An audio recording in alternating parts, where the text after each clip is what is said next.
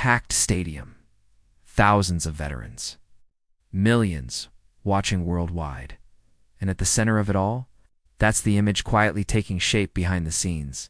Because according to reports, Prince Harry hopes his father will open the Invictus Games next year, a move that could either soften one of the most famous family rifts in the world or expose how deep it still runs.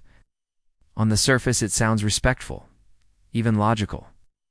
But underneath, this request carries far more weight than people realize.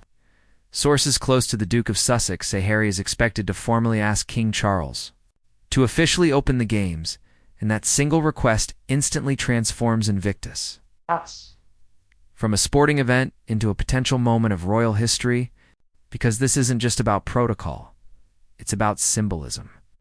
Invictus isn't a random charity. It was founded by Harry in 2014 and has become one of the most respected military-focused global events. It represents wounded service members, resilience, and purpose beyond politics. And King Charles isn't just Harry's father. He's the supreme governor and commander-in-chief of the armed forces. That's where the story becomes complicated. Royal expert Richard Fitzwilliams described Harry's move as a significant opportunity used in a very positive way. And when you look closer, you start to see the strategy behind it. If the king opens the games, it can be framed as duty, not emotion; service, not favoritism; institution, not personal reconciliation. That framing gives King Charles room to act without appearing to take sides. But even with that justification, the decision isn't simple. Because any public appearance involving Harry now carries layers of meaning. Every step, every smile, every moment of silence would be analyzed endlessly. Is this reconciliation? Is it just politeness? Is it temporary? Or is it something deeper? And then come the questions that make this even more delicate. Will Meghan be there? If not, why not? If yes, what does that signal? Each possibility opens a new narrative, and the royal family knows that narratives can quickly spiral out of control. Then there's Prince William. Fitzwilliams pointed out that King Charles wouldn't want to make a move like this without consulting his elder son.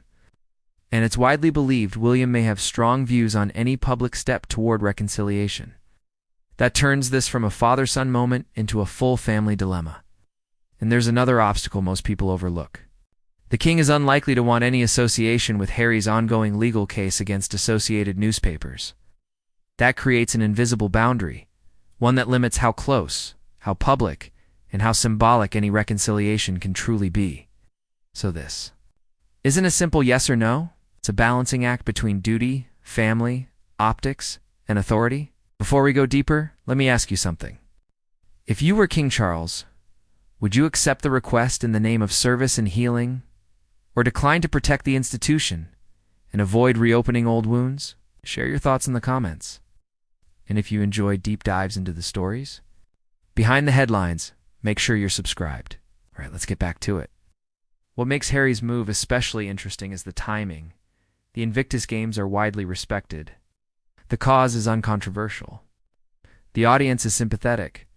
If there were ever a moment to test public reconciliation, this is about as controlled as it gets. That suggests intention. Harry isn't pushing for a private meeting behind closed doors.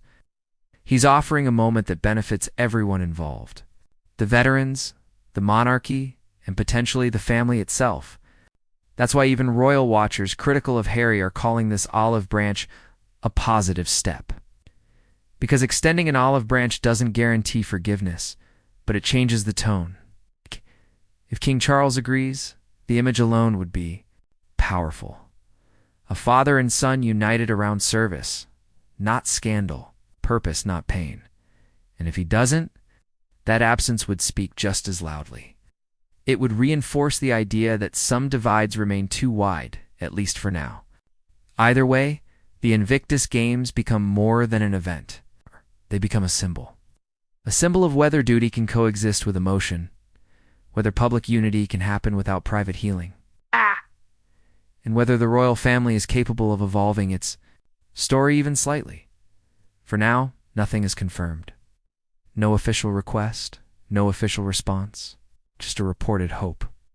But sometimes hope alone is enough to shift the narrative, because whether King Charles steps onto that stage or chooses to stay away, the world will be watching not just to see who opens the games, but to see how close reconciliation really is when history, hierarchy, and hurt all collide.